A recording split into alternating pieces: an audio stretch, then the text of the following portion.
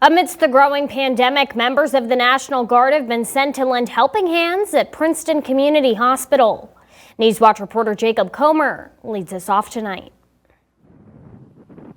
Princeton Community Hospital is one of 29 medical centers across the state to request assistance from the National Guard in response to the increased demand from COVID-19. 7 National Guardsmen and a supervisor arrived at the hospital on Tuesday and went through an orientation to learn about what they'd be doing. The Guard is serving in a non-clinical capacity. This takes a heavy burden off of nurses and CAs so they can focus more on direct patient care. Hospital CEO Karen Bowling says it's a huge help to have the National Guard. When you have the volume of patients that we have, and we have the turnover of patients, your large volume coming into our emergency room, then a large volume of patients that are discharged and then have to be admitted from our emergency room, that requires a lot of additional help, to turn over the rooms and make sure everything is clean. Linen services and cleaning the rooms has become much more complex since the start of the pandemic. The hospital says it takes a lot of time to ensure everything is done right and make the room ready for another patient. Bowling added this extra help is a morale boost and helps out with the current burden on the staff. Our folks are working really hard.